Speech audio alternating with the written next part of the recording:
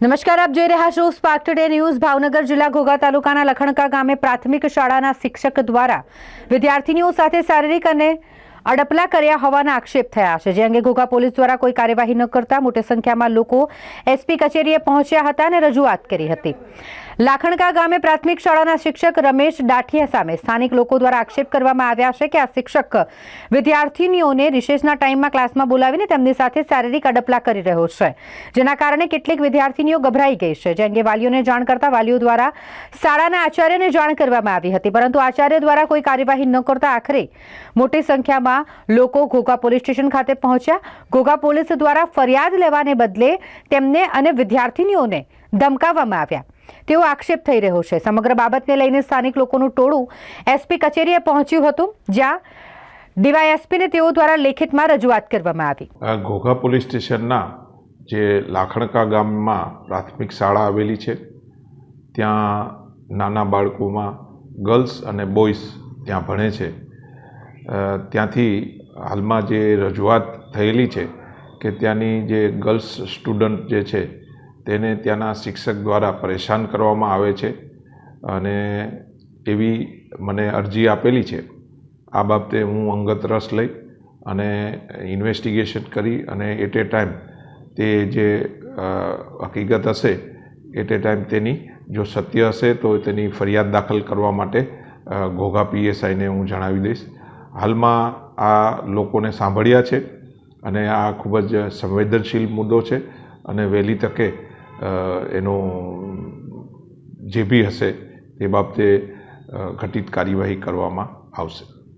Thank you. મારું નામ બારી અશ્વિનભાઈ। અમારી નિશાળમાં ગઈકાલે જે ઘટના બની છે એ બહુ આ સામાજિક જીવનમાં બહુ કલંકિત ઘટના ગણાય, બરાબર। એ માટે અમે જે શિક્ષકના અમારા પગલાં ભરવા જોઈએ એ માટે અમે ઘોઘા પોલીસ સ્ટેશને પીએસઆઈ સાહેબને આગળ અમે ગયા હતા, અમે કેસ લખાવવા માટે કે ભાઈ અમારી દીકરીઓને યોગ્ય ન્યાય મળે અને આગળ આવો શિક્ષક બીજા કોઈ ગામે ન મળે। આગળ અમે કાલે ઘોઘા ગયા, અમારી રજૂઆત ત્યાં ન સાંભળવા, અમારી રજૂઆત એ લોકોએ ન સાંભળે, અમને સંતોષકારક જવાબ ન મળ્યો, એટલે આજે અમે ડીએસપી ઓફિસે એસપી સાહેબને રૂબરૂ મુલાકાત કરેલ અને આવેદનપત્ર આપેલ અને એસપી સાહેબે અમને બાહેધરી આપી છે કે ભાઈ આ કામ તમારું જે છે એ તમારા કામ જે છે એ થઈ જશે। ફરિયાદ દાખલ થઈ છે કે અરજી લેવાની? અમારે ગઈકાલે અમે ફરિયાદ કરી, અમારી ફરિયાદ લીધેલ નથી, સાદી અરજી લીધેલી છે અને ફરિયાદ દાખલ થાય એ માટે એસપી સાહેબ પાસે અમે આજે મુલાકાત કરવા આવ્યા હતા। આ શિક્ષકે કેટલી દીકરીવાર આવું કર્યું છે ને અગાઉ કોઈ અગાઉ 2017માં પણ આ શિક્ષકે આવું પોક્સો એક્ટમાં આવું એનું કૃત્ય કરેલું છે એવું અમને અત્યારે અહીંયા આવ્યા પછી જાણવા મળેલ છે। એ પણ અમે એસપી સાહેબને અમે એની કોપી પુરાવા સાથે અમે રજૂ કરેલ છે।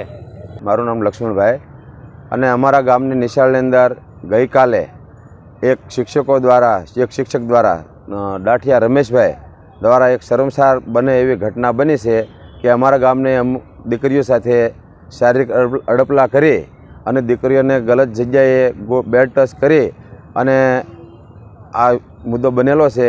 એના હેતુસર અમે ગઈકાલે ઘોઘામાં ફરિયાદ કરી હતી અને આજે અમે અહીંયા ડીએસપી ઓફિસે ફરિયાદ કરવા આવ્યા છીએ અને સાહેબશ્રી તરફથી અમને સારો રિસ્પોન્સ મળેલો છે અને સાહેબે અમને આશ્વાસન પણ આપ્યું છે। સાહેબને આમાં આવેદનપત્ર પણ આપ્યું છે, ફરિયાદ પણ લખાવી છે સાહેબ પાસે અને અમે એવું ઈચ્છીએ છીએ કે આવા શિક્ષકો જે ગુરુ ગણાય, ગુરુ ભગવાનની તોલ્ય આપણા સમાજની અંદર ગણવામાં આવે છે, તો અમારા સદંતર આખા ગામ વતી અમે એવી ઈચ્છા છે કે આવા શિક્ષકો અમારા ગામમાં તો નહીં પણ બીજા કોઈ ગામમાં ના હોવા જોઈએ। આવા નાના નાના ફૂલ જેવી બાળકીઓને આવી રીતે ખરાબ કૃત્ય કરી અને એનું જીવન બગાડવાની કોશિશ કરે એવા શિક્ષકો હોવા જોઈએ નહીં, માટે યોગ્ય કાર્યવાહી થાય એ માટે અમે બધા અહીંયા આવ્યા છીએ અને આખું ગામ અમારા સપોર્ટમાં છે અને આજથી અમારા ગામની સ્કૂલ સ્વેચ્છાએ ગામના દરેક વાલીઓએ, વિદ્યાર્થીના દરેક વાલીઓએ સ્વેચ્છાએ સ્કૂલ બંધ રાખેલ છે અને જ્યાં સુધી આનો યોગ્ય નિર્ણય નહીં આવે,